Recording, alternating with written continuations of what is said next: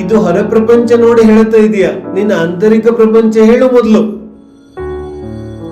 ಯಾವ ಯಾವ ಸಂಬಂಧಗಳ ವಿಸ್ತಾರ ಮಾಡಿದ್ದೆ ಅದೆಲ್ಲ ಸಂಬಂಧಗಳು ನಿನ್ನ ಮನಸ್ಸಲ್ಲೇ ಇದೆ. ಯಾವ ಯಾವ ಪರಿಗ್ರಹಗಳ ವಿಸ್ತಾರ ಮಾಡಿದ್ದೆ ಅದೆಲ್ಲ ಪರಿಗ್ರಹಗಳ ಮನೆ ನಿನ್ನ ಮನಸ್ಸೊಳಗಡೆ ಇದೆ. ಯಾಕಂದ್ರೆ ಇದೆಲ್ಲವೂ ಮನಸ್ಸಲ್ಲಿ ಮನೆ ಮಾಡಿದೆ, ನಿಂಗೆ ಗೊತ್ತಿಲ್ಲ. ಪ್ರತಿಯೊಂದು ಪರಿಗ್ರಹಕ್ಕೆ ಒಂದು ಮನೆ ಇದೆ ಮನಸ್ಸಲ್ಲಿ, ಪ್ರತಿಯೊಂದು ಸಂಬಂಧಕ್ಕೆ ಒಂದು ಮನೆ ಇದೆ ಮನಸ್ಸಲ್ಲಿ. ಪ್ರತಿಯೊಂದು ಜಾಗಕ್ಕೆ, ಪ್ರತಿಯೊಂದು ಸಂಗತಿಗೆ, ಪ್ರತಿಯೊಂದು ಘಟನೆಗೆ ಒಂದು ಮನೆ ಇದೆ ಮನಸ್ಸಲ್ಲಿ. ಅದು ಮನೆ ಕಟ್ಟಿ ಕೂತಿರುತ್ತೆ. ಅದರಿಂದ ಮುಕ್ತಿ ಆಗದೇನೆ ನಿರ್ವಿಕಲ್ಪ ಸಮಾಧಿ ಆಗೋದಿಲ್ಲ. ಕಥೆಗಳು ಹೆಂಗಿದೆ ನಮ್ಮದು, ಯಾರೋ ಒಬ್ಬ ಬರ್ತಾನೆ, ಅವನ ರಕ್ಷಣೆ ಮಾಡ್ತಾನೆ. ಮಕ್ಕಳಿಗೇನೋ ಅದನ್ನೇ ಕಲಿಸ್ತೀವಿ, ದೊಡ್ಡವರಾದ್ಮೇಲೆ ಅದನ್ನೇ ಕಲಿಸ್ತೀವಿ. ಕೊನೆ ಸಮಯದಲ್ಲೂ ನಮಗೇನು ಅಪೇಕ್ಷೆ ಇರುತ್ತೆ, ಒಬ್ಬಲ್ಲ ಯಾರಾದ್ರೂ ಒಬ್ಬ ಬರ್ತಾನೆ, ಅವನ್ನೆಲ್ಲ ಸರಿ ಮಾಡ್ತಾನೆ. ಆಚಾರ್ಯ ಸಮಂತಭದ್ರ ಸ್ವಾಮಿ ರಚಿಸಿರುವಂತಹ ರತ್ನಕರಂಡ ಶ್ರಾವಕಾಚಾರ ಗ್ರಂಥ ಇದೆ. ಇದರ ಆಧಾರದಿಂದ ಸಮಾಧಿ ಮರಣದ ಚರ್ಚೆ ನಡೀತಾ ಇದೆ. ಸಮಾಧಿ ಮರಣ ಜೀವನದಿಂದ ಜೀವನದ ಅಂತ್ಯದವರೆಗೆ ಪ್ರಯಾಣ ನಡೆಸುವಂತಹ ಪ್ರಕ್ರಿಯೆ ಇದೆ. जीवन से मरण तक जो प्रक्रिया है उसका नाम समाधि मरण है. तो समाधि ಮರಣ ಯಾವ್ಯಾವ ರೀತಿಯಾಗಿ ಸ್ವೀಕಾರ ಮಾಡೋದು, ಏನೇನು ಅವಶ್ಯಕ ಇದೆ ಅನ್ನೋದನ್ನು ಆಚಾರ್ಯರು ಹೇಳ್ತಾ ಇದ್ದಾರೆ. 124ನೇ ಶ್ಲೋಕದಲ್ಲಿ ಸಮಾಧಿಯ ಕೊನೆಯಲ್ಲಿ ಯಾವ ರೀತಿಯಾದ ಪ್ರವೃತ್ತಿ ಇರಬೇಕು ಅನ್ನೋದನ್ನು ಹೇಳ್ತಾ ಇದ್ದಾರೆ. ಸ್ನೇಹಂ, ವೈರಂ, ಸಂಗಂ, ಪರಿಗ್ರಹಂ, ಈ 4 ವಿಷಯಗಳ ಮೂಲಕ ಏನು ಹೇಳ್ತಾ ಇದ್ದಾರೆ, ಈ ಕೊನೆಯ ಸಮಯದಲ್ಲಂತೂ ವಾಸ್ತವಿಕವಾಗಿ, ಪ್ರಾಯೋಗಿಕವಾಗಿ, प्रैक्टिकली इन सब से दूर हो जाओ, है ना. जैसे ಯಾವ ಸ್ನೇಹ, ವೈರ, ಸಂಘ, ಪರಿಗ್ರಹ ಇವೆಲ್ಲ ಇದೆ, ಸಾಮಾನ್ಯವಾಗಿ ಏನಾಗುತ್ತೆ, ಇದೆಲ್ಲವೂ ನಮ್ಮ ಜೊತೆಗೆ ಇರುತ್ತೆ. ಕೊನೆ ಸಮಯ ಬಂದಿದೆ, तो अंत भला क्यों नहीं हुआ, क्योंकि ये सब साथ ही होता है. ಈ ಯಾವ ಸ್ನೇಹ, ವೈರತ್ವ, ಸಂಗತಿ, ಪರಿಗ್ರಹಗಳು ಇದೆಲ್ಲ ಕೊನೆಯ ಕಾಲ ಬಂದಿದ್ರು ಜೊತೆಗೆ ಇರುತ್ತೆ. ಇದೆಲ್ಲ ಜೊತೆಗಿದ್ರೆ ಕೊನೆ ಕಾಲ ಶುಭ ಆಗೋದಿಲ್ಲ, समाधि नहीं हो सकती. तो क्या करो कि बोलो तैयारी करो. बोलते ना, उत्कृष्ट मुनि की समाधि तो 12 साल तक चलती है. 12 ವರ್ಷಗಳವರೆಗೆ ನಡೆಯುತ್ತೆ. तो 12 ವರ್ಷ ಏನ್ ಮಾಡ್ತಾ ಇರ್ತಾರೆ? ನಮ್ಮ ಪ್ರಕಾರ ಸಮಾಧಿ ಅಂತೂ ಕೊನೆ ಸಮಯದಲ್ಲಿ ತಗೊಳ್ಳೋದಿದೆ. तो 12 ವರ್ಷ ಏನ್ ಮಾಡ್ತಾರೆ? बोले तैयारी ನಡೀತಿದೆ. किस प्रकार की तैयारी? बोले स्नेह, वैर, संग, परिग्रह. तो ಮುನಿ ಅವಸ್ಥೆಯಲ್ಲೂ ಇದು ಇಷ್ಟು ತಯಾರಿ ನಡೆಯುತ್ತೆ ಅಂದರೆ ಶ್ರಾವಕನಿಗೆ ಇನ್ನೆಷ್ಟು ತಯಾರಿ ಮಾಡಬೇಕು? ಓದೋ ಈ ಎಲ್ಲ ಸಂಗತಿಗಳಲ್ಲಿ, ರಾಗದ್ವೇಷಗಳಲ್ಲಿಯೇ ಜೀವನ ನಡೀತಾ ಇದೆ. क्रोध, मान, माया, लोभ, इष्ट अनिष्टदಲ್ಲೇ ಜೀವನ ನಡೀತಾ ಇದೆ. तो उसको तो और ज्यादा तैयारी करने की आवश्यकता है ना. ಆ ತಯಾರಿ ಹೇಳ್ತಾ ಇದ್ದಾರೆ ಇಲ್ಲಿ. कि ಸ್ನೇಹ, ವೈರತ್ವ, ಸಂಘ ಇದೆಲ್ಲದರಿಂದ ತನ್ನಿಂದ ತಾನು ದೂರ ಮಾಡ್ಕೊಳ್ಳೋದಿದೆ. देखो, ಹೊರಗಡೆನೂ ಅಂತರಂಗದಲ್ಲೂ ಎರಡೂ ಕಡೆಗೆ ಜೀವನದ ಕೊನೆ ಸಮಯ ಬಂದಿದೆ ಅಂದ್ರೆ ಇವೆಲ್ಲವನ್ನ ತ್ಯಾಗ ಮಾಡೋದು ಕಷ್ಟ ಆಗ್ಬಿಡುತ್ತೆ ಜೀವಕ್ಕೆ. ಹಾಗಾಗಿ ತಯಾರಿ ಮೊದಲಿಂದಾನೆ. ಭಗವತಿ ಆರಾಧನೆಯಲ್ಲಿ ಏನ್ ಹೇಳ್ತಾರೆ, ಸಮಾಧಿ ಮರಣ ತಗೊಳ್ಳುವ ಅಂತಿಮ ಸಮಯದಲ್ಲಿ ಜೀವಕ್ಕೆ ಇಷ್ಟವಾದದ್ದನ್ನೆಲ್ಲ ತಂದು ತೋರಿಸ್ತಾರೆ. ನಾವು ಮರಣ ಆದ್ಮೇಲೆ ತೋರಿಸ್ತೀವಿ. ಸಮಾಧಿ ಮರಣ ಏನ್ ಹೇಳ್ತಾ ಇದೆ, ಸಮಾಧಿ ಮರಣ ಹೇಳ್ತಾ ಇದೆ ಮರಣಕ್ಕಿಂತ ಮುಂಚೆ. ಸಮಾಧಿ ಸಲ್ಲೇಖನ ಕೊಡೋಕ್ಕಿಂತ ಮುಂಚೆ ಜೀವಿಯ ಸ್ಥಿರತೆಯನ್ನ, ಮಾನಸಿಕ ತಯಾರಿಯನ್ನ ನೋಡ್ಲಿಕ್ಕೆ वो दिखाते बिल्कुल उसको. इसका अर्थ क्या कि ತಯಾರಿ ಮೊದಲಿಂದ ಇದ್ರೆ ಇವುಗಳಿಂದ ದೂರ ಆಗುತ್ತಾನೆ. जैसे स्नेह या संग ಇದೆ तो तैयारी पहले से चाहिए ना. परिग्रह ಇದೆ तो परिग्रह को छोड़ने की तैयारी तो चाहिए. ತಯಾರಿನೇ ಮಾಡಿಲ್ಲ ಅಂದ್ರೆ ಮಕ್ಕಳು ಕುಟುಂಬ ಎಲ್ಲ ಇದೆ तो सेटलमेंट ಮಾಡಬೇಕಲ್ಲ. नहीं तो ಆದಿನಾಥ್ ಸ್ವಾಮಿ ಹತ್ರನೂ ಇಬ್ರು ಮಕ್ಕಳು ಕೇಳಕ್ ಹೋಗ್ಬಿಟ್ಟಿದ್ರು कि ನಮ್ದಂತೂ ಸೆಟಲ್ಮೆಂಟ್ ಆಗಲಿಲ್ಲ.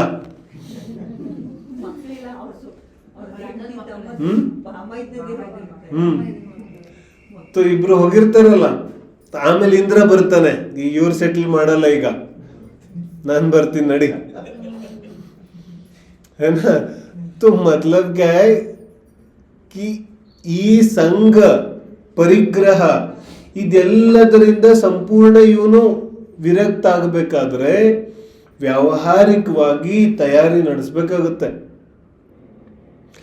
ಬ್ಯಾಂಕಲ್ಲಿ ಯಾವುದೋ ಸಾಲ ಇದೆ और समाधि लेके बैठे तो नहीं चलेगा. वसूली ಮಾಡಕ್ ಬಂದ್ಬಿಟ್ರೆ तो अच्छा नहीं लगेगा ना. तो पूरा सेटलमेंट जिस प्रकार से भी बंधन हो, ಯಾವ ರೀತಿಯಾಗಿ ಬಂಧನ ಇದೆ. ನಿನಗೆ ಯಾರ್ಯಾರನ್ನ ನೋಡ್ಬೇಕನ್ನಿಸ್ತಿದೆ ಇವಾಗ್ಲೇ ಕರ್ಸ್ಬಿಡು. ಅಂತ ಸಮಯ ऐसा नहीं कि ಈಗ ಅವ್ರು ಇರ್ಬೇಕು ಜೊತೆಗೆ, ಇವ್ರು ಇರ್ಬೇಕು ಜೊತೆಗೆ, ಯही चल रहा है तो समाधि ಆಗೋದಿಲ್ಲ. संग स्नेह ಇದು देखो क्या होता है, ವೈರತ್ವ ಅಂತೂ ಬಹಳ ಬೇಗ ಬಿಟ್ಟು ಹೋಗ್ಬಿಡುತ್ತೆ ಬಹಳಷ್ಟು ಜೀವಕ್ಕೆ. मतलब ज्यादातर जीवों को द्वेष तो जल्दी छोड़ देते, आदरे राग बिಟ್ಟು ಹೋಗೋದಿಲ್ಲ. राग भाव छूटता नहीं, द्वेष तो फिर भी छूट जाएगा. अब बोलो, यह राग आग दहे सदा ताते समामृत सही है. ಈ ರಾಗ ಅಂತೂ ದ್ವೇಷಕ್ಕಿಂತನೂ ಅಪಾಯಕಾರಿ ಇದೆ. ದ್ವೇಷ ಬಿಟ್ಟು ಹೋದ್ರು ರಾಗ ಬಿಟ್ಟು ಹೋಗೋದಿಲ್ಲ. ಮತ್ತೆ ನಿನ್ನೆ ಚರ್ಚೆ ಮಾಡಿದೀನಿ, ಎಲ್ಲಿ ರಾಗ ಇದೆ ಅಲ್ಲಿ ದ್ವೇಷ ಇದೆ. ಕಭಿ ಕಭಿ ಪತಾ ನೀ ಚಲೇಗಾ, ಲೇಕಿನ್ ಸೂಕ್ಷ್ಮ ರೀತಿಯಾಗಾದ್ರೂ ದ್ವೇಷ ಇದ್ದಲ್ಲಿ ರಾಗ ಇದೆ, ರಾಗ ಇದ್ದಲ್ಲಿ ದ್ವೇಷ ಇದೆ. ಹಾಗಾಗಿ ಸ್ನೇಹ, ಯಾವ ಯಾವ ವ್ಯಕ್ತಿ ವಸ್ತು ವಿಷಯಗಳಲ್ಲಿ ಸ್ನೇಹ ಇದೆ ಎಲ್ಲಾ ರೀತಿಯಿಂದ ದೂರ ಆಗೋದಿದೆ. ಇದು ಅಂತಿಮ ಸಮಯದ ವಿಷಯ ಇದೆ. ಮತ್ತು ಜೀವನ ಪೂರ್ತಿ ಆಗಂತೂ ಭಾವ ಸಮಾಧಿ. ಯಾವಾಗ ಜೀವನ ಇದೆ ಅವಾಗ ಭಾವ ಸಮಾಧಿಯಲ್ಲಿ ಇರೋದಿದೆ. ಭಾವ ಸಮಾಧಿ ಅಂದ್ರೆ ಯಾವ ಜೀವಕ್ಕೆ ಆ ಮರಣಕ್ಕಿಂತ ದೊಡ್ಡದೇನಾದ್ರೂ ಜೊತೆಗಿದೆ ಅವನಿಗೆ ಮರಣ ಭಯ ಇಲ್ಲ. ಮರಣ ಭಯ ಅಥವಾ ಯಾವುದೇ ರೀತಿಯಾದ ಭಯ, ಸಪ್ತ ಭಯಗಳಿದೆಯಲ್ಲ, ಇದರಲ್ಲಿ ಯಾವುದಾದ್ರೂ ಒಂದು ಭಯ ಯಾರಿಗಾಗುತ್ತೆ ಯಾರಿಗೆ ಅದಕ್ಕಿಂತ ದೊಡ್ಡ ಕೆಲಸ ಇಲ್ಲ. ನಾವು ನೋಡ್ತೀವಲ್ಲ, ತುಂಬಾ ದೊಡ್ಡ ಕೆಲಸದಲ್ಲಿ ಮಗನಾಗಿದ್ರೆ ಬೇರೆ ಯಾವ ಭಯನೂ ಇಲ್ಲ. ಹಾಗೆ ಜಿನ್ವಾನಿ ಹೇಳ್ತಾ ಇದೆ, ಆತ್ಮ ಸ್ವರೂಪದಲ್ಲಿ ಯಾವ ಜೀವ ಇದ್ದಾನೆ ಅವನಿಗೆ ಭಯ ಇಲ್ಲ. तो भाव समाधि माने ಸತತವಾಗಿ ಜೀವತ್ವ ಆತ್ಮನಾಗಿ ಇರುವಂಥದ್ದು ಭಾವ ಸಮಾಧಿ ಇದೆ, ಅದರಲ್ಲಿರೋದು ಏನ. ಬಾಕಿ ಸ್ನೇಹ ಸಂಗತಿ ಎಲ್ಲೆಲ್ಲಿ ಯಾವ ರೀತಿಯಾದ ಬಂಧನ ಇದೆ ಆಪ್ ಸಮझ ಯಾವ ಕಡೆಯಿಂದ ನಾವು ಜೀವನವನ್ನ ಸಿಕ್ಕಾಕ್ಸ್ಕೊಂಡ್ಬಿಟ್ಟಿರ್ತೀವಿ. उलझन किस किस प्रकार का होता है. तो ಇದರಿಂದ ಏನು ಅರ್ಥ ಆಗುತ್ತಾ ಇದೆ? इससे उपदेश ये लेना कि जीवन को ज्यादा उलझना नहीं चाहिए. ಜೀವನವನ್ನ ಜಾಸ್ತಿ ವ್ಯಾಪಿಸುವ ಅಗತ್ಯ ಇಲ್ಲ. ಯಾಕಂದ್ರೆ ಎಷ್ಟು ವ್ಯಾಪಿಸ್ತೀಯ ಅದನ್ನ ಪುನಃ ಸರಿಯಾಗಿ ಸರಿಪಡಿಸೋ अनिवार्यता ಕೂಡ ನಿನಗೆ ಇದೆ. जो फैलाओगे तो समेटना भी तुम्हें ही है.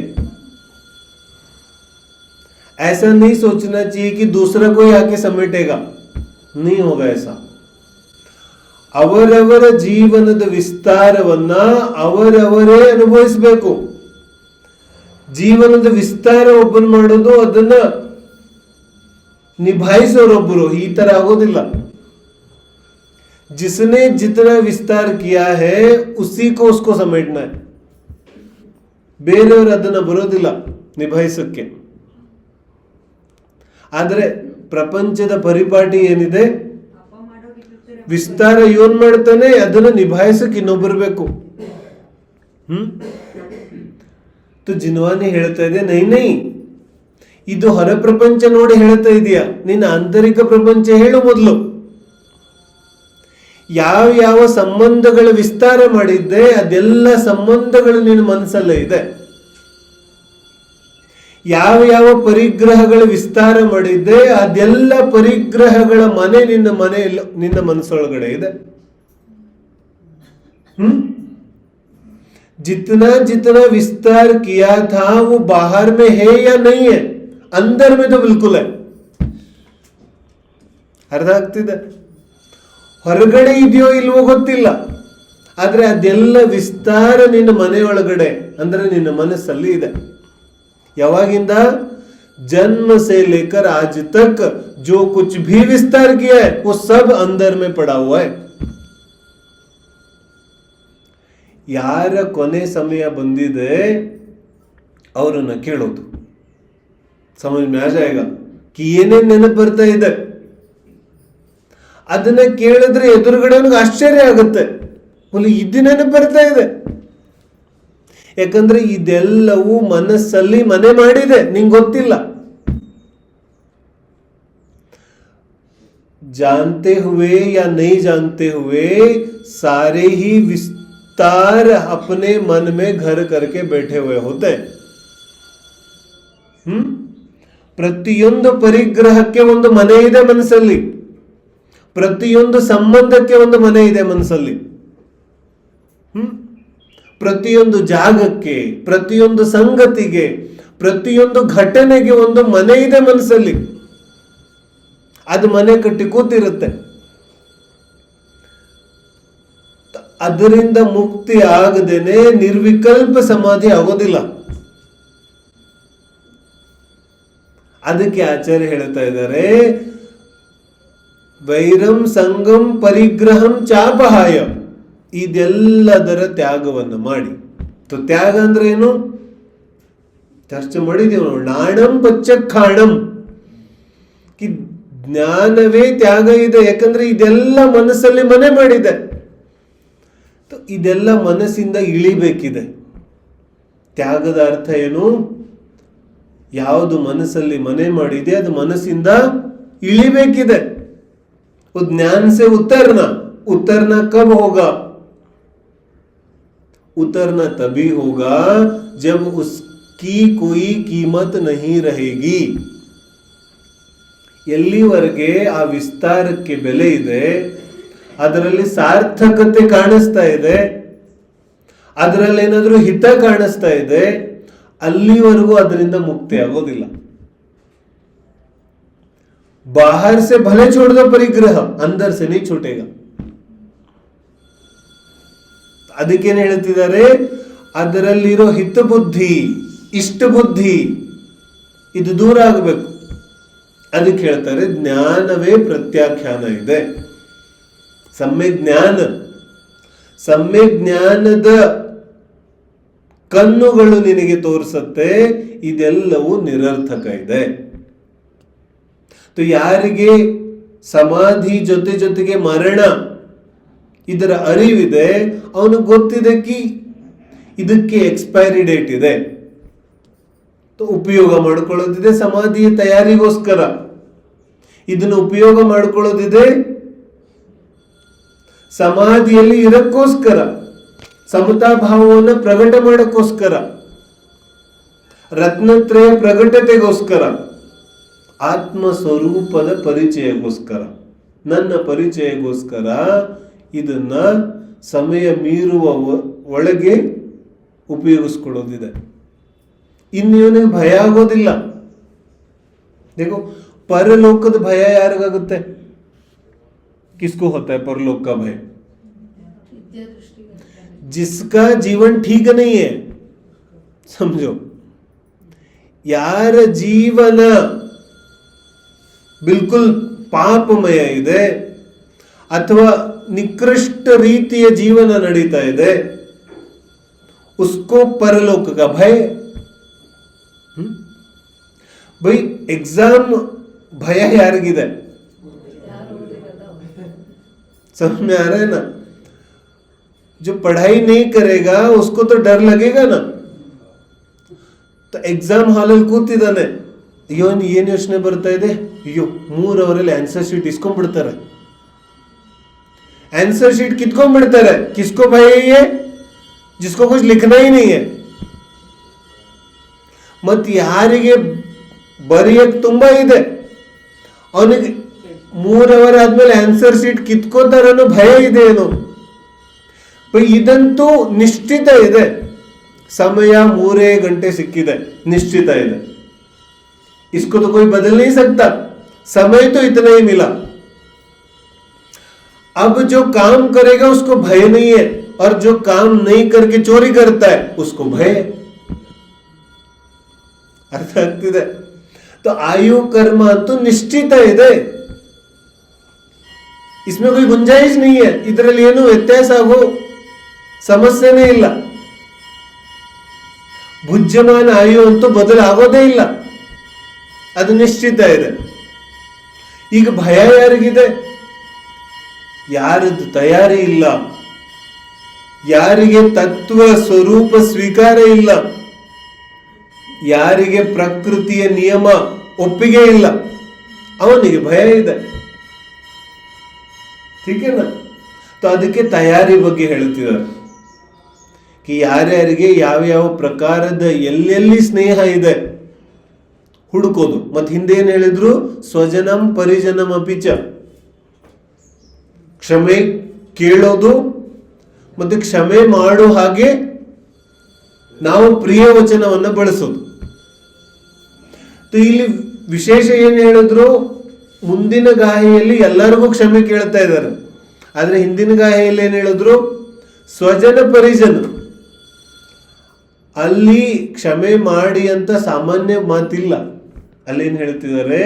ಕ್ಷಮೆ ಮಾಡಲಿಲ್ಲ ಅಂದ್ರೆ ನೀನು ವಿಚಾರ ಮಾಡಿ ಬೇರೆ ಬೇರೆ ರೀತಿಯಾಗಿ ಕ್ಷಮೆ ಕೇಳು, नहीं तो मुक्त नहीं होगे. ನೀನು ಮುಕ್ತ ಆಗೋದಿಲ್ಲ, ನಿನಗೆ ನಿರ್ವಿಕಲ್ಪತೆ ಬರೋದಿಲ್ಲ. तो ಪ್ರಿಯ ವಚನವನ್ನ ಬಳಸಿ ಹೇಗೆ ಸಾಧ್ಯ ಹಾಗೆ ಬೋಲೆ ಜಿನ್ವಾನಿಯಿಂದ ಅರ್ಥ ಆಗುತ್ತೆ ಅಂದ್ರೆ ಜಿನ್ವಾನಿಯಿಂದ ಅರ್ಥ ಮಾಡಿಸು, ವ್ಯಾವಹಾರಿಕವಾಗಿ ಅರ್ಥ ಆಗುತ್ತೆ ಅಂದ್ರೆ ವ್ಯಾವಹಾರಿಕವಾಗಿ ತಿಳಿಸು, ಯಾವುದಾದ್ರೂ ಪರಿಗ್ರಹ ಕೊಟ್ಟು ತಿಳಿಸಕ್ಕಾಗತ್ತೆ ಅಂದ್ರೆ ತಿಳಿಸು. ಈ ರೀತಿಯಾದ ಮೋಸ ವಂಚನೆಯಿಂದ ನಿಮ್ಮ ಪ್ರಾಪರ್ಟಿ ತಗೊಂಡ್ಬಿಟ್ಟಿದ್ದೆ, ನಂದು ತುಂಬಾ ತಪ್ಪಾಗಿದೆ, ಇದು ವಾಪಸ್ ತಗೊಳ್ಳಿ, ಕೊಟ್ಟುಬಿಡು. ಇಲ್ಲ ಅಂದ್ರೆ ಕೊನೆಗಾಲದಲ್ಲಿ ಅಸೀಮಿತವಾದಂತಹ ರಾಗದ್ವೇಷ ಪರಿಣಾಮಗಳು ಉಂಟಾಗುತ್ತೆ. ಕೆಲವು ಕಡೆ ಜಿನ್ವಾಣಿಯಲ್ಲಿ ಏನ್ ಹೇಳುತ್ತೆ? ತಿರೇಂಚ ಪ್ರಾಣಿ ಇರುತ್ತಲ್ಲ, ಮಾತಾಡಕ್ಕೆ ಬಾಯಿ ಇಲ್ಲ, ಮೂಕ ಪ್ರಾಣಿ, ಕೊನೆ ಸಮಯದಲ್ಲಿ ಅಂತ ಪರಿಸ್ಥಿತಿ ಆಗುತ್ತೆ ಜೀವದ್ದು. ಅಂತರಂಗದಲ್ಲಿ ರಾಗದ್ವೇಷ ತುಂಬಾ ಇದೆ, ಆದ್ರೆ ಪ್ರಕಟ ಮಾಡೋಕ್ಕಾಗೋದಿಲ್ಲ, ಪ್ರಕಟೀಕರಿಸತ್ತ. ಪ್ರಪಂಚದಲ್ಲಿ ಮರಣ ಭಯ ಯಾಕೆ ದೊಡ್ಡದಾಗ್ಬಿಟ್ಟಿದೆ? ಎಂತಹ ಸುಂದರವಾದ ಜೀವನ ಜೀವಿಸ್ತಾ ಇದ್ರು ಕೊನೆಗಾಲದಲ್ಲಿ ಜೀವ ಪರಾಧೀನ ಆಗ್ಬಿಡ್ತಾನೆ. ಕೊನೆಗಾಲದಲ್ಲಿ ಜೀವದ ದುಸ್ಥಿತಿ ಆಗ್ಬಿಡುತ್ತೆ. तो बड़ा सा बड़ा आदमी हो, अंत समय में तो वो बिल्कुल पराधीन. ನಾವು ನೋಡಿದೀವಿ, ಕುಟುಂಬದಲ್ಲಿ ತುಂಬಾ ದೊಡ್ಡ ವ್ಯಕ್ತಿ ಕೊನೆ ಸಮಯದಲ್ಲಿ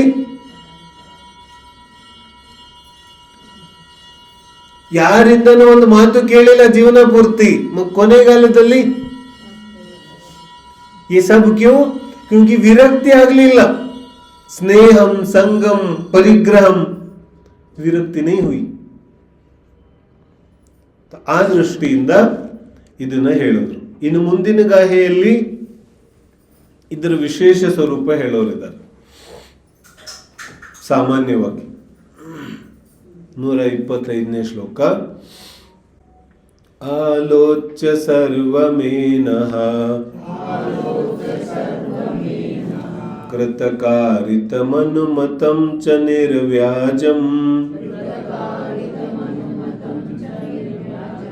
ಕೃತಕಾರಿತಮನುಮತಂ ಚ ನಿರ್ವ್ಯಾಜಂ ಆರೋಪಯೇನ್ ಮಹಾವೃತ ಮಾಮರಣಸ್ಥಾಯಿನಿ ಶೇಷಂ.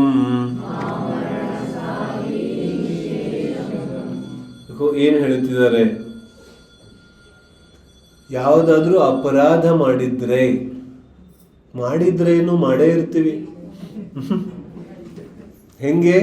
ಕೃತಕಾರಿತ ಅನುಮೋದನಂ, ಕೃತಕಾರಿತ ಅನುಮೋದನೆಯಿಂದ ಯಾವ ಅಪರಾಧಗಳನ್ನ ಮಾಡಿದ್ದೇವೆ.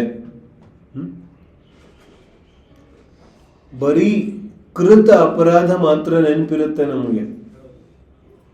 ಕಾರಿತ ಅನುಮೋದನ ಇದು ಅಪರಾಧ ಇದೆ ಅನ್ನೋದೇ ನೆನಪಿಗೆ ಬರೋದಿಲ್ಲ. ಏನ್ ಹೇಳ್ತಿದ್ದಾರೆ? ಅಪರಾಧ ಬೇರೆಯವರಿಂದ ಮಾಡಿಸಿದ್ರೆ, ಅಪರಾಧ ಮಾಡ್ತಿರೋರ್ಗೆ ಚಪ್ಪಾಳೆ ಹೊಡೆದಿದ್ರೆ, ಇದೆಲ್ಲ ಅಪರಾಧ ಇದೆ. ಕೃತಕಾರಿತ ಅನುಮತಂ ಚ, ಕೃತಕಾರಿತ ಅನುಮೋದನೆಯಿಂದ ಯಾವೆಲ್ಲ ಅಪರಾಧಗಳು ಘಟಿಸಿದೆ. ಏನ್ ಮಾಡು? ಆಲೋಚ್ಯ ಸರ್ವಂ ಏನಃ, ಈ ಎಲ್ಲ ಪಾಪಗಳನ್ನ ಅಪರಾಧಗಳನ್ನ ಆಲೋಚನೆ ಮಾಡು. ಆಲೋಚನೆ ಮಾಡು ಅಂದ್ರೆ ಏನು? ಕನ್ನಡದ ಅರ್ಥ ಆಲೋಚನೆ ಅಲ್ಲ. ಆಲೋಚನೆ ಮಾಡು ಅಂದ್ರೆ ಕಮೆಂಟ್ ಹೊಡಿ ಅಂತಲ್ಲ. ಆಲೋಚನಾ ಮನೆ ಕ್ಯಾ? ಆಲೋಚನೆ ಅಂದ್ರೆ ಒಂದು ರೀತಿಯಾದಂತಹ ಪರಿಷ್ಕಾರದ ಪಶ್ಚಾತ್ತಾಪದ ಮನೋಭಾವ. प्रतिक्रमण प्रत्याख्यान आलोचना 3 होती है ना. तो प्रतिक्रमणದಲ್ಲಿ ದೋಷಗಳನ್ನ, ಯಾವ ದೋಷಗಳು ಘಟಿಸಿತ್ತು ಆ ದೋಷಗಳ ಸ್ಮರಣೆ ಮಾಡ್ತಾನೆ. ಆ ದೋಷಗಳನ್ನ ನೆನಪಿಗೆ ತಗೊಂಡು ಅವುಗಳ ನಿರರ್ಥಕತೆಯನ್ನ ಚಿಂತನೆ ಮಾಡ್ತಾನೆ. ಪ್ರತ್ಯಾಖ್ಯಾನದಲ್ಲಿ ತ್ಯಾಗ ಮಾಡ್ತಾನೆ. ಆಲೋಚನೆಯಲ್ಲಿ ಅಟ್ಲೀಸ್ಟ್ ನನಗೆ ಗೊತ್ತಾಗಬೇಕಲ್ಲ, ಆಲೋಚನೆಯಲ್ಲಿ ಯಾವ ಅಪರಾಧಗಳು ಅನಿವಾರ್ಯ ಇತ್ತು ಅವುಗಳ ಆಲೋಚನೆ ನಡೆಯುತ್ತೆ. ಯಾವ ಅಪರಾಧ ಬಿಡಕ್ ಸಾಧ್ಯ ಇದೆ ಅದರ ಆಲೋಚನೆ ಇಲ್ಲ. ಜೈಸೆ ತ್ರಸ ಸ್ಥಾವರ ಜೀವಿಗಳ ಹಿಂಸೆ, तो त्रसजीवी हिंसे ಅಂತೂ ಆಲೋಚನಾ नहीं. त्रसजीवी का तो प्रतिक्रमण प्रत्याख्यान ಆಲೋಚನಾ नहीं. ಯಾಕಂದ್ರೆ ತ್ರಸಹಿಂಸೆ ಅಂತೂ ಬಿಡಬಹುದಿದೆ. ನಮ್ಮ ಯಾವ ಪಂಚೇಂದ್ರಿಯ ಸಂಘಿ ಪಂಚೇಂದ್ರಿಯ ಜೀವಿಗಳಿದೆ ಅವುಗಳ ಹತ್ಯೆ ಅಂತೂ ಮಾಡೋದಿಲ್ವಲ್ಲ. ಪ್ರಾಣಿಗಳಿರ್ಬೋದು ಅಥವಾ ಮನುಷ್ಯ ಇರ್ಬೋದು, ನಮ್ಮ ಸ್ತ್ರೀ ಪುತ್ರ ಕುಟುಂಬ ಇರಬಹುದು ಅಥವಾ ಸುತ್ತಮುತ್ತಲಿನ ಜನ ಇರ್ಬೋದು, ಅಲ್ಲಂತೂ ಹಿಂಸೆ ನಡೆಯೋದಿಲ್ಲ. ಅದಂತೂ ಸ್ವೀಕಾರ ಇಲ್ಲ. ಆಲೋಚನೆಯಲ್ಲಿ ಏನಿದೆ, ಬೈ ಪೃಥ್ವಿ ಜಲ ಅಗ್ನಿ ವಾಯು ವನಸ್ಪತಿ ನೀನ್ ಬಳಸಲೇಬೇಕು, और उपयोग करोगे तो हिंसा तो होगी. ಆ ಹಿಂಸೆಯ ಬಗ್ಗೆ ಆಲೋಚನೆಯಲ್ಲಿ ವಿಚಾರ ಮಾಡೋದಿದೆ. ಪ್ರಶ್ನೆ ಕೇಳಬಹುದು कि ಬಿಡಕ್ಕೆ ಆಗೋದಿಲ್ಲ ಅಂದಮೇಲೆ ಆಲೋಚನೆ ಯಾಕೆ ಮಾಡೋದು? जब छोड़ ही नहीं सकते तो ಆಲೋಚನೆ क्यों करना? तो कहते हैं ಆಲೋಚನೆಯಿಂದ ಆತ್ಮವಿಶುದ್ಧಿ ಆಗುತ್ತೆ. ಆತ್ಮವಿಶುದ್ಧಿಯಿಂದ ಏನಾಗುತ್ತೆ कि ಎಷ್ಟು ಸಾಧ್ಯ ಅಷ್ಟು ತ್ಯಾಗ ಆಗುತ್ತೆ. ಕುಂದು ಸ್ವಾಮಿ ಹೇಳ್ತಾರೆ, ಜಹಸಕ್ಕಂ ಎಷ್ಟು ಸಾಧ್ಯ ಇದೆ ತಮ್ಕಿ ರೈ, ಅದನ್ನ ಮಾಡಬೇಕು. ಯಾವುದು ಸಾಧ್ಯ ಇಲ್ಲ ಅದನ್ನ ಶ್ರದ್ಧೆ ಮಾಡು. ಇದರ ಅರ್ಥ ಏನು? कि ಶಕ್ತಿ ಎಷ್ಟಿದೆ ಅನ್ನೋದೇ ಗೊತ್ತಿರೋದಿಲ್ಲ ನಮಗೆ. ನಾವೇನೋ ಅಂದ್ಕೊಂಡ್ಬಿಟ್ಟಿರ್ತೀವಿ, ನಮಗೆ ಬಾಲ್ಯ ಅವಸ್ಥೆಯಿಂದ ಏನು ಕಲಿಸಿರ್ತಾರೆ ಅದನ್ನೇ ಅಂದ್ಕೊಂಡ್ಬಿಟ್ಟಿರ್ತೀವಿ. ನಮ್ಮ ಶಕ್ತಿ ನಮಗೆ ಗೊತ್ತಿರೋದಿಲ್ಲ. ಇದು ಹೆಂಗೆ ಗೊತ್ತಾಗುತ್ತೆ? ಆಲೋಚನೆಯಿಂದ. ಆಲೋಚನೆಯಿಂದ ಎಷ್ಟೆಷ್ಟು ಅಪರಾಧಗಳು ನಡೀತಾ ಇದೆ ಅಂತ ಗೊತ್ತಾದರೆ ಆ ಅಪರಾಧಗಳಲ್ಲಿ ಎಷ್ಟು ಸಾಧ್ಯ ಇದೆ ಅಷ್ಟು ಬಿಟ್ಟು ಹೋಗುತ್ತೆ, ಕಮ್ಮಿ ಆಗುತ್ತೆ. ಅದಕ್ಕೆ ವಿವಿಧ ಉಪಾಯಗಳನ್ನು ಹುಡುಕ್ತಾನೆ. ಹಾಗಾಗಿ ಏನು ಹೇಳ್ತಾ ಇದ್ದಾರೆ? ಆಲೋಚನಾ ಆಲೋಚ್ಯ ಸರ್ವಮೇನಂ ಕೃತಕಾರಿತನುಮೋದನಂ ನಿರ್ವ್ಯಾಜಂ. निर्व्याजम, व्याज माने बड्डी, ये तो दिमाग चलता है हमारा. व्याज माने होता है कपट. निर्व्याजम ಅಂದ್ರೆ ಶುದ್ಧ ಮನಸ್ಸಿನಿಂದ ಆಲೋಚನೆ ಮಾಡು, मायाचार से नहीं.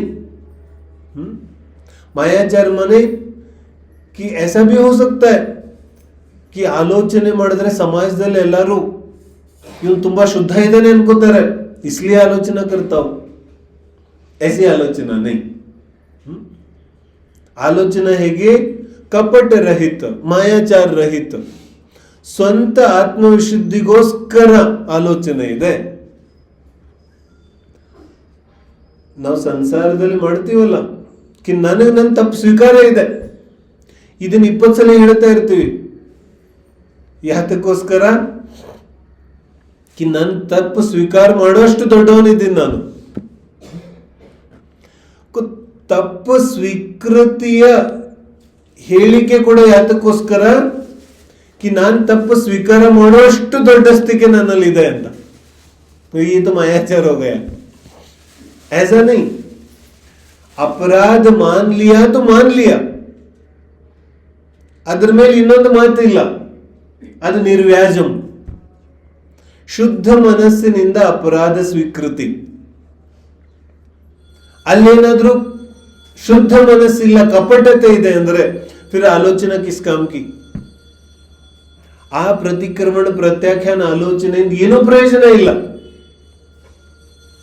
ಸಾಮಾನ್ಯವಾಗಿ ಆಲೋಚನಾ ಇತ್ಯಾದಿ ಪಾಠಗಳು ಮಾಡುವಾಗ, ಈಗ ಪಾಠನೂ ನಿಂತೋಗ್ಬಿಟ್ಟಿದೆ, ಮೊದಲು ಪಾಠ ಆದ್ರೂ ನಡೀತಾ ಇತ್ತು. ಪಾಠ ಮಾಡುವಾಗ್ಲೂ ಏನ್ ನಡೀತಾ ಇತ್ತು? ಕಿ ಒಂದು ವ್ರತ ತಗೊಂಡ್ಬಿಟ್ಟಿದೀವಿ, ದಿನ ಆಲೋಚನಾ ಪಾಠ ಮಾಡಬೇಕು. ಮಾಡ್ತಾ ಇದ್ದೀವಿ. ಆಲೋಚನಾ ಪಾಠದಲ್ಲಿ ಏನ್ ನಡೀತಾ ಇದೆ ವಹಿ ಪತಾ नहीं. ಈ ರೀತಿಯಾದ ಆಲೋಚನೆ ಎಲ್ಲ ಕಿ ದಿನ ಸಾಮಯಿಕ ಮಾಡೋ ವೃತ್ತ ತಗೊಂಡ್ಬಿಟ್ಟಿದೀವಿ. ಏನ್ ಮಾಡೋದು? ಈ ಕುಚಿನಿ ಒಂದು 108 ಸಲ ಜಾಪ ಮಾಡೋದು, ಒಂದು ಭಕ್ತಾಂಬರ ಯಾವ್ದಾದ್ರು ಪಾಠ ಮಾಡೋದು, ಆಮೇಲೆ ಸಾಮಯಿಕ ಪಾಠ ಮಾಡೋದು. तो टाइम 2 घड़ी का टाइम तो निकल जाएगा, तो ಮುಗೀತು ಸಾಮಯಿಕ. ऐसा नहीं. ಇದನ್ನ ಯಾತಕ್ಕೆ ಹೇಳ್ತಾ ಇದ್ದಾರೆ? ನಿರ್ವ್ಯಾಜಂ, ಆತ್ಮವಿಶುದ್ಧಿಗೋಸ್ಕರ, ಮಾಯಾಚಾರ ದೂರ ಆಗ್ಲಿಕ್ಕೋಸ್ಕರ. तो ಕಪಟತೆ ದೂರ ಆದ್ರೆ ಮಾತ್ರ ಅದು ಸಾರ್ಥಕ ಇದೆ. ಹಾಗಾಗಿ ಯಾವೆಲ್ಲ ಅಪರಾಧಗಳು ನಡೆದಿದೆ ಅದನ್ನ ಆಲೋಚನೆ ಮಾಡಬೇಕು. ಆಲೋಚನೆ ಅಂದ್ರೆ ಎಲ್ಲ ಅಪರಾಧಗಳನ್ನ ನೆನಪಿಸ್ಕೋಬೇಕು. ನೆನಪಿಸಿಕೊಂಡು ಆ ಅಪರಾಧಗಳಿಂದ ಕ್ಷಮೆ ಕೇಳಬೇಕು. ಇಲ್ಲಿ ಹೇಳುತ್ತಿದ್ದಾರೆ ಆಲೋಚ್ಯ ಸರ್ವಮೇನಂ, ಅವೆಲ್ಲವುಗಳ ಆಲೋಚನೆ ಮಾಡಬೇಕು. ಅದರಿಂದ ಏನಾಗುತ್ತೆ, ಇದೆಲ್ಲ ಮಾಡಿದ ನಂತರ ಆರೋಪಯೇತ್ ಮಹಾವೃತಂ, महाव्रत की आरोप न करना चाहिए. आरोप मतलब धारण. ಯಾರಿಗೆ ಹೇಳ್ತಿದ್ದಾರೆ? ಶ್ರಾವಕನಿಗೆ. बोलो, ग्रंथ ಅಂತೂ ಶ್ರಾವಕ ಅಂತಿದೆಯಲ್ಲ, तो श्रावक श्राविका को कहते हैं. ಏನ್ ಹೇಳ್ತಿದ್ದಾರೆ? कि महाव्रत धाರಣೆ ಮಾಡು. तो महाव्रत धाರಣೆ ಮಾಡೋದು, ಹಾ बिल्कुल. ಮರಣದ ಅಂತಿಮ ಸಮಯದಲ್ಲೂ ಮಹಾವ್ರತ ಧಾರಣೆ ಮಾಡಲಿಲ್ಲ ಅಂದ್ರೆ ಇನ್ಯಾವಾಗ ಮಾಡೋನಿದ್ಯಾ? बोलो, मरण के अंतिम समय भी नहीं कर सकते, तब तो जीवन भर तो ढोंगी था. फिर रोज बोलते थे ना, मैं कब मुनि बनूंगा. रायचंद्र जी भजन ಇದೆಯಲ್ಲ, ऐसा अवसर कब आएगा. तो जिनवानी ಅಂತೂ ಹೇಳುತ್ತಿದೆ, देखो गृहस्थ, गृहस्थ ಯಾರಿಗಂತಾರೆ? गृहस्थ किसको बोलते हैं? हम तो बोलते जो घर पे रहते वो गृहस्थ. तो आचार्य नहीं मानते तुम्हारी परिभाषा. घर में तो छिपकली भी है. ಮನೇಲಿ ಯಾರ್ಯಾರಿದ್ದಾರೆ? ಮನೇಲಿ ಇರುವೇನೂ ಇದೆ. तो गृहस्थ नहीं, वो गृहस्थ नहीं है. तो गृहस्थ ಪರಿಭಾಷೆ ಏನು? ಯಾರ ಜೀವನ, ಯಾರ ದೇಹ ಸತತವಾಗಿ ಮನೆಯಲ್ಲಿದ್ದುಕೊಂಡು, ಅಂದರೆ ಯಾವುದಾದ್ರೂ ರೀತಿಯಲ್ಲಿ ಒಂದು ಜಾಗದಲ್ಲಿ ಇದ್ದುಕೊಂಡು ಮುಂದಿನ ಮುಕ್ತಿಗೆ ಪ್ರಯತ್ನ ಮಾಡ್ತಾ ಇದೆ, ಅದು ಗೃಹಸ್ಥ. ನೇರವಾಗಿ ಆಶಾಧರ್ ಸೂರಿ ಪರಿಭಾಷೆ ಹೇಳೋದಾದ್ರೆ, ಯಾರಿಗೆ ಮುನಿ ಜೀವನದ ಪ್ರಯತ್ನ ಇದೆ ಅವನು ಗೃಹಸ್ಥ. ಬಾಕಿಗೂ ಗೃಹಸ್ಥ ನೀ ಬೋಲ. ಈಗ ಅಂತಿಮ ಸಮಯ ಬಂದಿದೆ. ಅಂತಿಮ ಸಮಯದಲ್ಲೂ ಎಲ್ಲಾ ಪರಿಗ್ರಹಗಳನ್ನು ಬಿಡೋದಿಲ್ಲ ಅಂದ್ರೆ ಫಿರ್ ತೋ ಇತನಾ ದಿನ ಜೀವನ ಪೂರ್ತಿ ಏನ್ ನಡೀತಾ ಇತ್ತಲ್ಲ, ಅದಂತೂ ಬರೀ ಯಾಕೆ ಕೊನೆ ಸಮಯದಲ್ಲೂ ಇನ್ನು ವಿಚಾರ ಬರ್ತಾ ಇದೆ, ಮಹಾವ್ರತ ಹೆಂಗ್ ತಗೊಳ್ಳೋದು. ಅರೆ ಭೈ, ಫಿರ್ ಜೀವನ್ ಭರ್ ಚಲ್ ಕ್ಯಾ ರಹಾ ಥಾ, ವಿಚಾರ ತೋ ಕರೋ. ಕೊನೆ ಸಮಯದಲ್ಲೂ ಅನ್ನಿಸ್ತಾ ಇಲ್ಲ, अब बिल्कुल मरण की शैया पर बैठे, ಈಗಲೂ ಅನ್ನಿಸ್ತಾ ಇಲ್ಲ. ಇನ್ನೇನಿದೆ? ಅದಕ್ಕೆ ಹೇಳ್ತಿದ್ದಾರೆ, ಕೊನೆಯ ಸಮಯ ಬಂದಾಗ ಶ್ರಾವಕನಿಗೆ, ಅದಕ್ಕೆ ಮುಂಚೆನೆ ಹೇಳಿದ್ರು, ಸ್ನೇಹಂ ವೈರಂ ಸಂಗಂ ಪರಿಗ್ರಹಂ ಚಾಪಹಾಯ, ಈ ಸಬ್ छोड़ ಇದೆಲ್ಲ ಬಿಟ್ಟ ಮೇಲೆ ಏನ್ ಮಾಡು? ಯಾವ್ಯಾವ ಅಪರಾಧಗಳಾಗಿತ್ತು, ಸ್ವಜನ ಪರಿಜನ ಅಂತೂ ಮುಂಚೆನೆ ಕ್ಷಮೆ ಕೇಳದೆ. ಈಗ ಇಡೀ ಪ್ರಪಂಚದಲ್ಲಿ ಎಲ್ಲೆಲ್ಲ ಅಪರಾಧ ನಡೆದಿತ್ತು ಎಲ್ಲಕ್ಕನ್ನು ಆಲೋಚನೆ ಮಾಡು. ಈಗ ಹೇಳಿಲ್ಲ ಕ್ಷಮೆ ಕೇಳಲೇಬೇಕು ಅಂತ, ಈಗೇನು ಹೇಳಿದ್ರು? ಆಲೋಚನೆ. ಯಾಕೆ? ಸಂಸಾರ ಯಾವುದು ನನ್ನ ಕೈಯಲ್ಲಿಲ್ಲ. ಅರ್ಥ ಆಗ್ತಿದೆ? ಬೇರೆಯವ್ರಿಗೆ ಕ್ಷಮೆ ಮಾಡೋದಿಲ್ವ, ಇದು ನನ್ನ ಕೈಯಲ್ಲಿಲ್ಲ, ಸ್ವಜನ ಪರಿಜನ ಕೈಯಲ್ಲಿದೆ. ಇಲ್ಲಿ ಆಲೋಚನೆ ಮಾಡಿ ಏನ್ ಹೇಳಿದ್ರು? ಮಹಾವೃತಂ ಆರೋಪಯೇತ್, ಮಹಾವೃತ ಧಾರಣೆ ಮಾಡು. ಮಹಾವೃತ ಧಾರಣೆ ಮಾಡ್ಲಿಕ್ಕೆ ಆಗ್ಲಿಲ್ಲ ಅಂದ್ರೆ ಭಾವನೆ ಮಾಡು ಅವಾಗ್ಲೂ. ಆದ್ರೆ ಒತ್ತಾಯ ಪೂರ್ವಕವಾಗಿ ಮಹಾವೃತ ಕೊಡೋದಿಲ್ಲ. ಆ ಜೀವ ಮಹಾವೃತ ತಗೊಳ್ಳೋದಿದೆ, ತುಮ್ನೆ ದೇ ಸಕ್ತೆ. ಇದು ಹೊಸ ಪರಂಪರೆ ಶುರು ಆಗಿದೆ. ಐಸಿಯುಯಲ್ಲಿ ಮಲಗಿದ್ದಾರೆ और मुनि पद दे दिया. ये क्या कर दिया तुमने? ऐसा नहीं. आज ಜೀವ ಸ್ವಯಂ ಮಹಾವೃತ ಧಾರಣೆ ಮಾಡಬೇಕು, ಬೇರೆಯವರು ಕೂಡ ಹಾಗಿಲ್ಲ. ಜೀವ ತನ್ನ ಬುದ್ಧಿಯಿಂದ, ತನ್ನ ನಿಸ್ವಾರ್ಥ ಭಾವನೆಯಿಂದ ಮಹಾವೃತ ಸ್ವೀಕಾರ ಮಾಡಬೇಕಿದೆ. ಯಾವಾಗ? ಕೊನೆ ಸಮಯದಲ್ಲಿ, ಇನ್ನೇನು ಮರಣ ಸನ್ನಿಕಟ ಬಂದಿದೆ ಆ ಸಮಯದಲ್ಲಿ. ಇಲ್ಲಾಂದ್ರೆ ಅತ್ಯಂತ ವಿಕೃತ ಪರಿಣಾಮದಲ್ಲಿ ಮರಣ ಆಗುತ್ತೆ. ಮರಣ ಅಂತೂ ನಿಶ್ಚಿತ ಇದೆ, ठीक है ना? मरण तो निश्चित है. अब कैसे मरना है तुम्हारे हाथ में. अर्थ ಆಗ್ತಿದೆ? मरण तो निश्चित है, अब किस प्रकार का मरण हो ये जीव के हाथ में, ठीक है ना? तो ಅದಕ್ಕೇನು ಹೇಳ್ತಿದ್ದಾರೆ, ಮಹಾವೃತ ಧಾರಣೆ ಮಾಡು. कि स्त्री हो तो स्त्री भी आरी का बन जाए, है ना? कि ಆಗ್ಲಿಲ್ಲ ಅಂದ್ರೆ ಭಾವನೆ ಮಾಡು. ಮುನಿ ಅವಸ್ಥೆಯಲ್ಲೂ ಈ ಒಂದು ವ್ಯವಸ್ಥೆ ಇದೆ. ಮುನಿ ಅವಸ್ಥೆಯಲ್ಲಿ ಕೊನೆ ಸಮಯದಲ್ಲಿ ಎದ್ದೇಳಕ್ಕೂ ಆಗ್ಲಿಲ್ಲ. ಮೊದಲು ಒಂದಿಬ್ಬರು ಜನ ಎದ್ದೇಳಿಸ್ತಾ ಇದ್ರು. ಅವಾಗ ಎಲ್ಲರಿಗೂ ಕೈ ಜೋಡಿಸಿ ಕ್ಷಮಾಪಣೆ ಕೇಳ್ತಿದ್ದಾರೆ. ಈಗ ಎದ್ದೇಳಕ್ಕೂ ಆಗುತ್ತಾ ಇಲ್ಲ, ಅಲ್ಲೇ ಕೂತ್ಕೊಂಡು ಕ್ಷಮೆ ಕೇಳ್ತಿದ್ದಾರೆ ಎಲ್ಲರಿಗೂ. ಮತ್ತೆ ಯಾವಾಗ ಕೈ ಜೋಡಿಸಕ್ಕೂ ಆಗ್ಲಿಲ್ಲ, ಭಗವತಿ ಆರಾಧನೆ ಏನ್ ಹೇಳುತ್ತೆ, ಪಿಚಿ ಹೋತಿಯೇನ ಪಿಚಿ, ಪಿಂಚಿಯನ್ನು ಎಲ್ಲರ ಕಡೆ ಕಳಿಸ್ತಾರೆ. ಇಲ್ಲಿಂದಲೇ ಇಲ್ಲ, ಎಲ್ಲರ ಹತ್ರನೂ ಕಳಿಸ್ತಾರೆ ಒಬ್ಬೊಬ್ಬರಾಗಿ. ಇದು ಪ್ರತೀಕ ಇದೆ, ಸೂಚಕ. ಯಾವುದರದ್ದು? ಕ್ಷಮಾ ಕರೋ ಸಮ. ಶ್ರಾವಕ ಅಂತೂ ಅನಿವಾರ್ಯವಾಗಿ ಮಾಡೋ ಅಗತ್ಯ ಇದೆ. ಅರ್ಥ ಆಗ್ತಿದೆಯಲ್ಲ? ಅದಕ್ಕೇನು ಹೇಳ್ತಿದ್ದಾರೆ, ಆರೋಪಯೇತ್ ಮಹಾವೃತಂ. ಎಲ್ಲಿವರೆಗೆ? ಮಾಮರಣಂ. ಮಾಮರಣಂ ಅಂದ್ರೆ ಆಮರಣಂ. ಆಮರಣಂ ಮೃತ್ಯು ಬರುವವರೆಗೆ, ಸಾವು ಘಟಿಸುವವರೆಗೆ ಈಗ ಮಹಾವೃತವನ್ನ ಧಾರಣೆ ಮಾಡುತ್ತೆ. ಮಹಾವೃತದ ಅರ್ಥ ಏನು?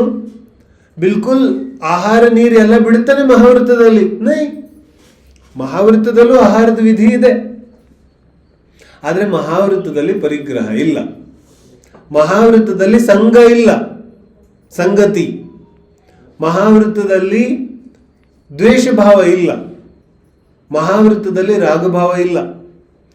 ಮಹಾವೃತ ಧಾರಣೆ ಮಾಡಿದಾಗ ಆಹಾರ ತ್ಯಾಗ ಮಾಡಿಲ್ಲ. ಎಲ್ಲಿವರೆಗೆ ಈಗ ಕೊನೆಗಾಲ ಬಂದಿದೆ, ಆದರೆ ಸಂಪೂರ್ಣವಾಗಿ ದೇಹ ಜೀರ್ಣಕ್ರಿಯೆಯನ್ನು ನಿಲ್ಲಿಸೋದಿಲ್ಲ, ಅಲ್ಲಿವರೆಗೆ ಆಹಾರ ಅಂತೂ ತಗೋತಾನೆ. ಆದರೆ महावृत धारणे ಮಾಡಿದನು.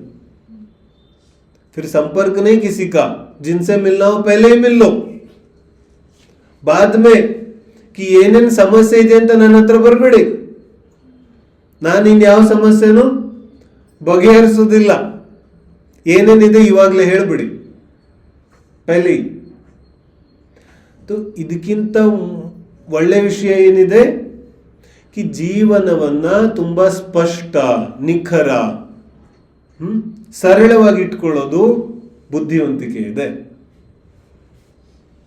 हजार जगह जीवन को उलझा रखा है तो फिर तो कठिन होगा ना. ತುಂಬಾ ತಯಾರಿ ಮಾಡಬೇಕಾಗುತ್ತೆ. ಮತ್ತೆ ಯಾರ ಜೀವನನೇ ಸರಳ ಇದೆ ಅವನಿಗೆ ತಯಾರಿ ಕಡಿಮೆ ಮಾಡಬೇಕಾಗುತ್ತೆ. तो ये हमें सोचे ना, उलझना है कि सुलझना है. जितना सुलझे हुए होंगे उतना अच्छा है समाधि के लिए, और जीवन भी अच्छा बीतेगा. तो ಏನ್ ಹೇಳ್ತಿದ್ದಾರೆ, ಆಮರಣಂ, ಆಮರಣದವರೆಗೆ ಮಹಾವೃತವನ್ನ ಸ್ವೀಕಾರ ಮಾಡು. ಹೇಗೆ? ಸ್ಥಾಯಿ ನಿಶೇಷಂ, ಏನೂ ಉಳಿದೇ ಇರುವಂತೆ. ನಿಶೇಷ माने ಸಂಪೂರ್ಣವಾಗಿ, कि उसमें कुछ कसर मत छोड़ देना, ಅದರಲ್ಲಿ ಏನಾದ್ರೂ ಬಾಕಿ ಉಳಿಸಬೇಡ. ಹಾ, ಮಹಾವೃತ ಏನೋ ಧಾರಣೆ ಮಾಡಿದ್ದೀನಿ, ಇದೊಂದು नहीं, ऐसा नहीं. पूरी तरह से संपूर्णವಾಗಿ. पहले ही तैयारी बन सके तो निर्जन प्रदेश जा सकते तो चले जाओ पहले से ही. तो ಅದರಲ್ಲಿ ಯಾವುದೇ ನೆಪವನ್ನು ಹುಡುಕಬೇಡ, ಸಂಪೂರ್ಣವಾಗಿ ಧಾರಣೆ ಮಾಡು. ಧಾರಣೆ ಮಾಡು ಸ್ಥಾಯಿ, ಶಾಶ್ವತವಾಗಿ ಮರಣದವರೆಗೆ ಮಹಾವೃತವನ್ನ ಧಾರಣೆ ಮಾಡು. ಮತ್ತೆ ಧಾರಣೆ ಮಾಡ್ಲಿಕ್ಕೆ ಆಗ್ಲಿಲ್ಲ ಅಂದ್ರೆ ಆಗಂತೂ ನಿನ್ನ ಹತ್ರ ಭಾವನೆ ಭಾವಿಸೋದು ಒಂದೇ ಉಪಾಯ ಇದೆ, ಬಾಕಿ ಕುछ ಉಪಾಯ नहीं है. ठीक है ना? ಶ್ಲೋಕ ಪಾಠ ಮಾಡೋಣ. ಆಲೋಚ್ಯ ಸರ್ವಮೇನಃ ಕೃತಕಾರಿತಮನುಮತಂ ಚ ನಿರ್ವ್ಯಾಜಂ ಕೃತಕಾರಿತಮನುಮತಂ ಚ ನಿರ್ವ್ಯಾಜಂ ಆರೋಪಯೇನ್ ಮಹಾವೃತ ಮಾಮರಣಸ್ಥಾಯಿನೇ ಶೇಷಂ. ಮರಣದ ಅಂತಿಮ ಸಮಯದವರೆಗೂ ಮಹಾವೃತವನ್ನ ಧಾರಣೆ ಮಾಡಿದ್ರೆ ಅವನಿಗೆ ಅತ್ಯಂತ ಸಮತಾಭಾವದಿಂದ ಸಮಾಧಿ ಮರಣ ಆಗುತ್ತೆ. ಈ ವಿಷಯವನ್ನ ಹೇಳ್ತಾ ಇದ್ದಾರೆ. आपने बताया असहाय हो जाती है तो दूसरे के आदि ये मतलब सहारा चाहिए, तो आत्मा तो किसी के बस में नहीं है ना. अपने वश में तो है, अपने बस में ही है. उसी को तो कह रहे हैं ना, जीवन भर तो पराधीनता में ही जीवन निकलती है. जीवन में स्वाधीनता का है. ಒಂದಲ್ಲ ಒಂದು ರೀತಿಯಾಗಿ ಬೇರೆಯವರನ್ನ ಅವಲಂಬಿಸಿದೇವು ತಾನೆ ನಾವು. ಮಾನಸಿಕವಾಗಿ, ಭೌತಿಕವಾಗಿ ನಮಗ್ ಒಂದಲ್ಲ ಒಂದು ವಸ್ತು, ಒಬ್ಬಲ್ಲ ಒಬ್ಬ ವ್ಯಕ್ತಿ ಬೇಕು. ಇಲ್ಲಾಂದ್ರೆ ಜೀವನನೇ ಮುಂದೋಗೋದಿಲ್ಲ. ಊಟ ಮಾಡಕ್ಕೆ ಒಬ್ಬರ ಜೊತೆಗೆ ಬೇಕು, ಪ್ರಯಾಣ ಮಾಡ್ಬೇಕಾದ್ರೆ ಒಬ್ಬರ ಜೊತೆಗೆ ಬೇಕು, ಕೆಲಸ ಮಾಡ್ಬೇಕಾದ್ರೆ ಒಬ್ಬರ ಜೊತೆಗೆ ಬೇಕು, ಸ್ವಾಧ್ಯಾಯ ಮಾಡ್ಬೇಕಾದ್ರೂ ಜೊತೆಗೆ ಬೇಕು ಒಬ್ರು. नहीं तो मन नहीं लगता. क्यों नहीं लगता मन? आते समय किसके साथ आए थे? तो किसके साथ जाओगे? नहीं जाना ना, तो फिर मन क्यों नहीं लगता? ಅರ್ಥ ಆಗ್ತಿದೆಯಲ್ಲ? ಇದು ಪರಾಧೀನ ಜೀವನ ಇದೆ. तो ಕೊನೆ ಸಮಯದಲ್ಲಂತೂ ಇನ್ನೆಷ್ಟು ವಿಕಲ್ಪ ಆಗಬಹುದು. ಅದಕ್ಕೆ ಹೇಳ್ತಿದ್ದಾರೆ, ಈ ಪರಾಧೀನ ಜೀವನದಿಂದ ಈಗಲೇ ಹೊರಗಡೆ ಬಂದ್ರೆ, ಈಗಲೇ ನಿನ್ನ ಸ್ವಭಾವವನ್ನು ಗುರುತಿಸ್ಕೊಂಡ್ರೆ, अभी अपने स्वरूप को पहचानो तो स्वतंत्र हो जाओगे, स्वाधीन बन जाओगे, स्वयंभू. बिल्कुल.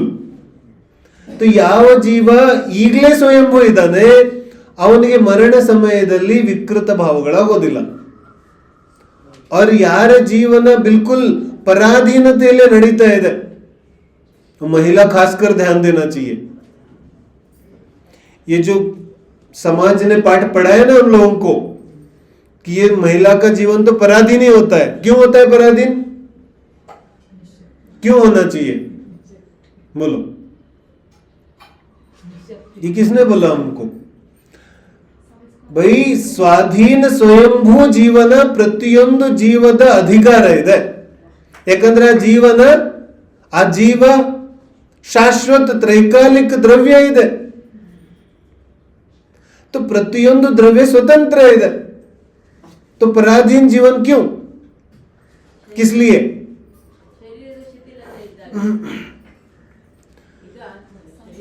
ಯಾವ ಶರೀರದ ಶಿಥಿಲತೆ ಇದೆ ಅದರ ಬಗ್ಗೆನೇ ನಿನ್ನೆ ಹೇಳಿದ್ರಲ್ಲ. ಸಮಾಧಿ ತಪದ ಫಲ ಇದೆ. ಜೀವನ ಭರ ತಪ ಕಿಯಾ ಹೋ तो ಶರೀರದ ಶಿಥಿಲತೆ ಇವನನ್ನ ವಿಚಲಿತ ಮಾಡೋದಿಲ್ಲ. ಯಾಕೆ? ಯಾಕಂದ್ರೆ ಜೀವನದಲ್ಲಿ ಈಗಾಗಲೇ ಅವನಿಗೆ ಶರೀರದ ಕಷ್ಟ ಏನು ಅಂತ ಗೊತ್ತಿದೆ. उसको जानकारी है, उसको परिचय है कि ಶರೀರ ಯಾವ ಯಾವ ರೀತಿಯಾಗಿ ದುಃಖ ಕೊಡುತ್ತೆ ಅಂತ. ಯಾರು ತಪನೆ ಮಾಡಿಲ್ಲ ಅವನಿಗೆ कि ಶರೀರ ಶಿಥಿಲತೆ ಪರಾಧೀನ ಮಾಡುತ್ತೆ. ಅದನ್ನೇ ತಾನೇ ಹೇಳುತ್ತಿದ್ದಾರೆ. देखो ಅಂತಿಮ ಸಮಯದಲ್ಲಿ ಶರೀರದ ದುಸ್ಥಿತಿ ಆಗೋದಂತೂ ನಿಶ್ಚಿತ ಇದೆ. ಗಾಢ ಮಾನ್ಲೋ ಸಬ್. ಅಂತಿಮ ಸಮಯದಲ್ಲಿ ಶರೀರದ ದುಸ್ಥಿತಿ ಆಗೋದು ನಿಶ್ಚಿತ ಇದೆ. ಪ್ರತಿಯೊಂದು ಜೀವದ ಅವಸ್ಥೆ ಇದೆ ಇದು. ಹಾ वो बात अलग है कि कुछ ಮಧ್ಯದಲ್ಲೇ ಏನೋ ಆಗೋಯ್ತು, तो कार्डियक अरेस्ट हो गया कि एक्सीडेंट हो गया, वो अलग बात. ಆದ್ರೆ ಯಾರಿಗೆ ಸ್ವಾಭಾವಿಕ ಮರಣ ಬರುತ್ತೆ ಅವನ ದೇಹದ ದುಸ್ಥಿತಿ ಅಂತೂ ನಿಶ್ಚಿತ ಇದೆ. ಹಾಗಾದ್ರೆ ಏನ್ ಮಾಡೋದು ಅವಾಗ? ಕಿ ಮುಂಚಿತವಾಗಿ ಯಾರಿಗೆ ದೇಹ ಕಷ್ಟದ ಅಭ್ಯಾಸ ಇದೆ ಅವನು ಸಹಜವಾಗಿ ಅದನ್ನ ಸ್ವೀಕಾರ ಮಾಡ್ತಾನೆ. ಯಾರಿಗೆ ಅಭ್ಯಾಸನೇ ಇಲ್ಲ, ಯಾರಿಗೆ ತತ್ವ ವಿಚಾರ ಇಲ್ಲ, ತತ್ವ ಚಿಂತನೆ ಇಲ್ಲ, ಮರಣದ ಬಗ್ಗೆ ಗೊತ್ತಿಲ್ಲ, ಕ್ಷಣಿಕತೆ ಬಗ್ಗೆ ಗೊತ್ತಿಲ್ಲ, ಜೀವನ ಎಲ್ಲ ಪರಾಧೀನ, ಇನ್ನೊಬ್ಬರ ಆಧಾರದಿಂದನೇ ನಡೀತಾ ಇದೆ. ನಮ್ಮ ಸಮಾಜ, ನಮ್ಮ ಕಥೆಗಳು, ನಮ್ಮ ಪರಂಪರೆ ಇದೆಲ್ಲ ಹೆಂಗಿದೆ, ಒಂದಲ್ಲ ಒಂದು ರೀತಿಯಲ್ಲಿ ನಮ್ಮನ್ನ ಪರಾಧೀನ ಮಾಡುತ್ತೆ. मैंने बोला था ना, ಕಥೆಗಳು ಹೆಂಗಿದೆ ನಮ್ಮದು ಕಿ ಯಾರೋ ಒಬ್ಬ ಬರ್ತಾನೆ ಅವನ ರಕ್ಷಣೆ ಮಾಡ್ತಾನೆ. कोई दूसरा आएगा तुम्हारी रक्षा करेगा, तुम्हें अपनी रक्षा नहीं करनी. ಅರ್ಥ ಆಗ್ತಿದೆಯಲ್ಲ? ಮಕ್ಕಳಿಗೇನು ಅದನ್ನೇ ಕಲಿಸ್ತೀವಿ, ದೊಡ್ಡವರಾದ್ಮೇಲೆ ಅದನ್ನೇ ಕಲಿಸ್ತೀವಿ. ಕೊನೆ ಸಮಯದಲ್ಲೂ ನಮಗೇನು ಅಪೇಕ್ಷೆ ಇರುತ್ತೆ ಕಿ ಒಬ್ಬಲ್ಲ ಯಾರಾದ್ರೂ ಒಬ್ಬ ಬರ್ತಾನೆ, ಅವನ್ನೆಲ್ಲ ಸರಿ ಮಾಡ್ತಾನೆ. तो ಕೊನೆಯ ಸಮಯದಲ್ಲಿ ಡಾಕ್ಟರ್ ಕಡೆ ನೋಡ್ತಾ ಇರ್ತೀವಿ, हाँ ठीक है ये कुछ करेगा, कोई कुछ नहीं करेगा. ನಿನ್ನ ಸುರಕ್ಷೆಯನ್ನ ನೀನೇ ಮಾಡ್ಕೊಳ್ಳೋದಿದೆ, ದೂಸರಾ कोई नहीं आने वाला. ಆದ್ರೆ ಅಭ್ಯಾಸ ಹೆಂಗಿದೆ, ಬೇರೆ ಕಡೆಗೆ ನೋಡೋದು, दूसरे को देखना, वो कुछ करेगा, ये कुछ करेगा, वो कुछ करेंगे. ಮಗನ್ ಕಡೆ ನೋಡ್ತಾ ಇದೀವಿ, ಇವನೇನಾದ್ರೂ ಮಾಡ್ತಾನೆ, क्या कर लेगा वो, कुछ नहीं करेगा.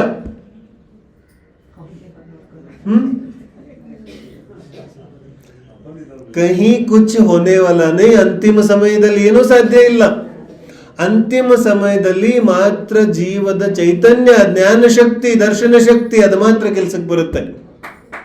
ಅದೇನಾದ್ರೂ ಸ್ವಯಂಭೂ ಇದ್ರೆ, ಸ್ವಾಧೀನ ಇದ್ದಿದ್ರೆ ಅದರ ಕಲ್ಯಾಣ ಆಗುತ್ತೆ. ಮತ್ತದು ಪರಾಧೀನ ಅಭ್ಯಾಸ ಇದ್ರೆ ಅದರ ಸಮಾಧಿ ಆಗೋದು ಕಷ್ಟ ಇದೆ. ಹಾಗಾಗಿ ಜೀವನ ಸ್ವಾಧೀನವಾಗಿ ಕಳೆದ್ರೆ ಅಂತಿಮ ಸಮಯ ಕೂಡ ಸ್ವಯಂಭೂ ಸ್ವಾಧೀನವಾಗಿ ಮುಗಿಯುತ್ತೆ. ಪ್ರತಿಯೊಂದು ವಿಷಯದಲ್ಲಿ ಇನ್ನೊಂದು ವಸ್ತು, ವ್ಯಕ್ತಿಯನ್ನ ಅವಲಂಬನೆ ಮಾಡಬಾರದು ಅನ್ನೋದು ಅಭಿಪ್ರಾಯ ಇದೆ ಇಲ್ಲಿ. ठीक है ना? चलो.